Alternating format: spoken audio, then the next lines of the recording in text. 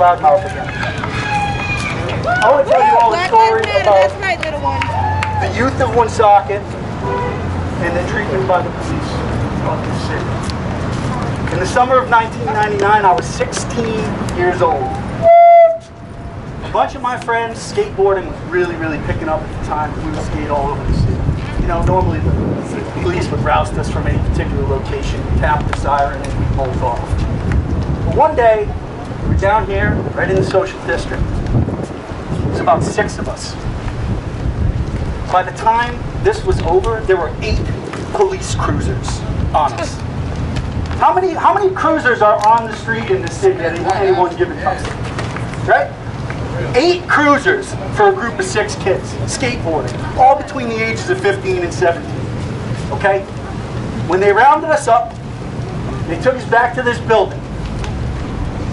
And this police officer came into the office of this building while I was a minor, handcuffed to my friend, sitting in a chair.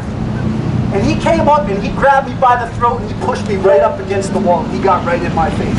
You little so-and-so, you won't run away from the cops anymore. I was scared. I was scared, right? Because I'm thinking, I grew up in the city. I grew up as black and brown and Latino and Asian and gay. And I think if they'll do this to me, I can't imagine. I can't imagine having to live with that fear. Right? A month later, they pulled the same thing. They beat up a 14-year-old boy so badly that he had permanent nerve damage in his face, and he suffers from seizures. He can't even have a driver's license. Is that justice? No. Is that serve and protect? No. You youth out here, man, this is energy right here. You gotta take this, you gotta run with it. Absolutely. Right? Because they're gonna keep telling you, they're gonna keep saying, like they have for the last 50 years, it's just a few bad apples. Well, I got a question about the bad apples. Why do you keep letting them through the door? Absolutely. This has to stop. And you know what? Here's a better metaphor for the whole a few bad apples, right? My grandmother used to say, if you have a bowl of water and you throw a turd in it, that ain't a bowl of water anymore, it's a toilet. So we gotta get those bad cops out.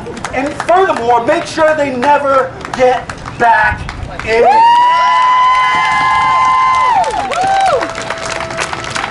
Now I want to read 3 names for you.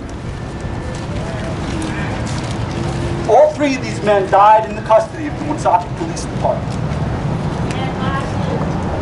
2016, Dondi Willis. Anybody out there remember Dondi? Woo! All right, there's one. Brought into the police station, drunk and disorderly. Dropped dead in the police department parking lot of a heart attack that the medical examiner ruled as complications from cocaine and alcohol. Now, whether or not the police are responsible for this, he was in your custody. This is on you, regardless. Edmar Arajo, 2007. A Brazilian immigrant who was picked up by the Woonsocket police and transferred to Immigration and Customs. And his girlfriend brought his epilepsy medicine down here to the police station. And he never got his medicine, and he died in ICE custody. Wow. That's on you, regardless of whether you pulled the trigger or threw the punch or gave him a chokehold. That's a failure of your leadership, of your responsibility. This one's a little tough for me. It's all right, you can do it. You can do it. Troy Charette. His nickname was Doc. On January 21st of 2006, he was arrested by the Woonsocket police and transported to the Woonsocket Hospital for medical treatment. And he died there at the Woonsocket Hospital in your custody. In your name. This happens in your name. It's outrageous. It's outrageous. Absolutely. And it has to stop. And until Black Lives Matter, we won't stop either. Hey!